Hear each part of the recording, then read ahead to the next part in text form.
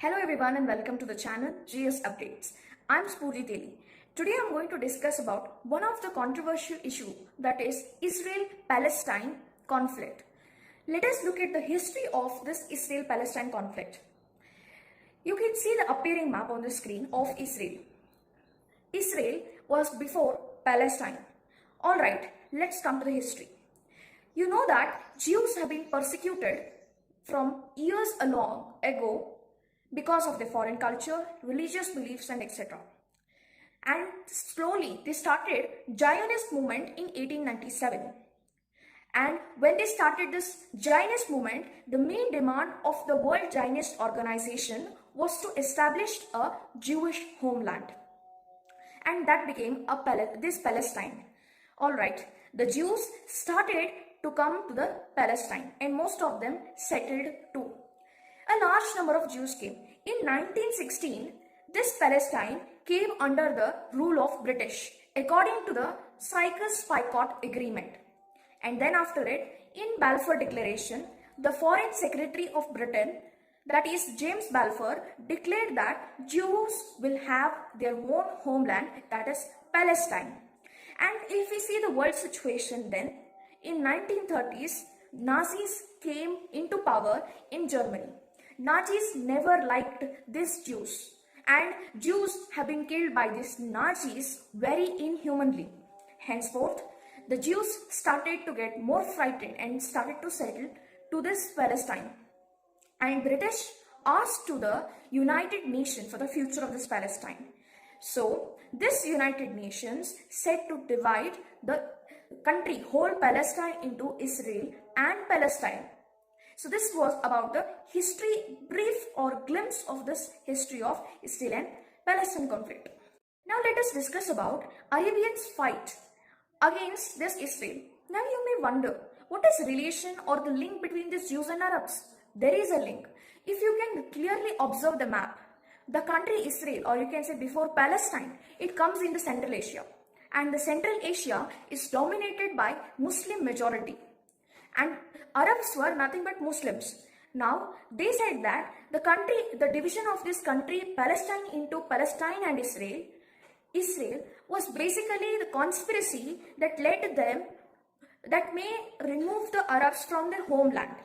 So this was a conspiracy that led. Now, Arabians keeping in their mind this issue, the countries surrounding it, you can see in the map, that is Egypt, the Syria, Jordan and Iran, who are also Muslim dominated countries, attacked on this Israel in 1948. Surprising thing is that Israel won the war. Israel won the war victoriously and it started to capture its nearby territories. But Arabs were dissatisfied with this war, and it was also the reason of Palestinian refugee crisis. Now most of the Palestinians in the Israel started to settle at the Israel border, and this led to the Palestine Liberation Organization, a terrorist organization. So this was about the Arabs' fight against these Israelis. Now let us see Israel's fight against the Arabians. Now Israel, in 1967, Israel launched a preemptive strike on the countries like Egypt, Syria and Jordan.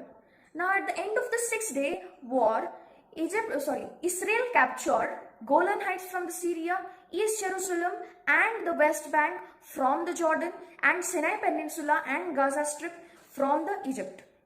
So particularly at today's situation, West Bank and Gaza Strip are very important. West Bank and Gaza Strip are called as occupied territories after 1967 war. Now, after the end of the 6-day war, UN need to enter the war. The situation was too grim. So United Nations asked the Israel to return some of the nations to the defeated countries according to the resolution Land for Peace. Now Israel, with this resolution, Israel got angry and there was one more war between Arabs and Israel, that is Yom Kippur War in 1973. In 1979, Egypt asked Israel to return the Sinai Peninsula, and also it signed one treaty, and Israel also returned the Sinai Peninsula to the Egypt. So henceforth, officially, Egypt became the first country to accept Israel as a state. Now, let us discuss about Hamas and Fatah. You may have heard this organization very often and get confused. What are those? Yes, Hamas is nothing but it's an Islamic militant group. It was formed in 1987. It always refused to accept Israel as a state. How we say country, they say it is also said a state. So Hamas never accepted Israel as a state, and this it was supported by Syria and Iran. Whereas Fatah is also a political sort of organization, or we can say a faction of Palestine Liberation Organization under Yasser Arafat. It received support from Western nations because it supported the two-state division, that is Israel as an independent and Palestine as an independent country. Intifada is nothing but the Palestinian rise against the Israelis.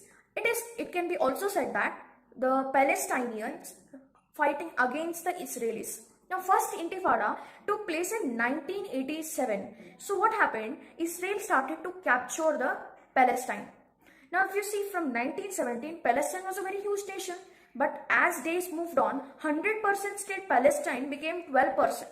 Now, so henceforth, in that situation, Israel started to even, capture Palestine more and more. So henceforth, Palestinians got angry and they started to protest or fight against these Israelis.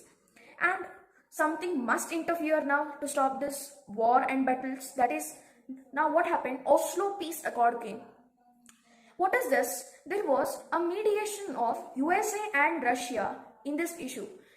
They made Israel and Palestine to sign Oslo Peace Accord between Israel and Palestine Liberation Organization. Now, PLO, that is Palestine Liberation Organization, accepted Israel as a state. It accepted. And Israel also, now both the countries, that is Palestine and Israel, both are independent of its moves. But Israel never gave its occupied territories. Okay, and next comes the Camp David Summit in 2000. Even it aimed at convincing to settle the talks and to be peaceful, but that did not happen. The next came the Second Intifada. Now you may wonder why the Second Intifada happened. This Second Intifada is again because of Palestinian always, they will be protesting against Israelis. And the same thing happened now. Now in this Second Intifada, most of the civilians died. And Israelis militant, as a defensive technique, they started to build a wall, or you can say West Bank barrier, along this West Bank to separate Israel and the Palestine. So this was about Intifada, first and second Intifada. Now let us see the tensions between the Fatah and Hamas. Alright, after Oslo Peace Accord, a Palestinian authority was created with a limited self-power in occupied territories. This led to the disputes between Hamas and Fatah. So Hamas did not accept the Oslo Peace Accord, the idea of two-state resolution. Whereas this Fatah, it accepted and it said, let us go for the peace. So that was basic dispute between this Hamas and the Fatah. In 2006, Hamas came into power in Palestine. So basically, Hamas is controlling the Gaza and Fatah is controlling the West Bank. So Gaza is controlled by Hamas, and lot of attacks in the Israel is mainly posed by this Hamas, Islamic militant organization in Gaza itself. Now let us talk about US mediation in this Israel-Palestine war. US has been always a mediator, don't know with hidden intention or not. USA was always critical for Israel in vetoing in most of the Security Council decisions. So it was not supported by Arab organizations. So you can also note that USA has more Jews compared to the Israelis. So most half of the USA's media and economy is controlled by the Jews. And you can also note that USA's foreign aid budget, 1/5 of the foreign aid budget will go to this Palestine, that is $3 billion. Henceforth, you can see the USA support. But it is not the case with all the administrative periods. When Obama's administration was there, USA saw some degrading relationship with Israel. So their relationship did not went quite good when Obama had a deal with Iran with nuclear power related. So henceforth, the relations started degrading, and like most of the Israelis started to protest against it. And also, Obama did not stop, or you can say USA did not stop the United Nations to declare Israel settlements in Gaza and West Bank as illegal. So we can clearly see that how there was a degrading relationship between USA and Israel during Obama's administration. But the Trump is more inclined towards the country Israel, and he supports the illegal settlements of this Israel in Gaza and West Bank. So this was about US mediation in Israel-Palestine. Now big question is, ultimately we studied all these things. What does Palestine want? Palestine wants the Israelis to withdraw to 1967 borders, one thing, and it wants Israel to stop the expansion before coming to the peace talks. And next, third thing is, it wanted all the Palestine refugees to come back. And fourth one is that Palestine wants East Jerusalem as its capital of the independent Palestine state. Now let us know, what does this Israel want then? Israel wants sovereignty over the Jerusalem. Israel wants sovereignty over the Jerusalem. Second thing, Israel wants recognition as a country, as a Jewish country or Jewish state. And you must note that Israel is only one country which was created on the basis of religious community. And third thing, it wanted right to return of Palestinian refugees only to Palestine, not to Israel. What is so special with Jerusalem? Jerusalem is in the border between Israel and the West Bank, and it is one of the holiest place in the world. There were many crusades for this. It is the holiest place of three major religions of the world, that is Christians, Muslims and Jews.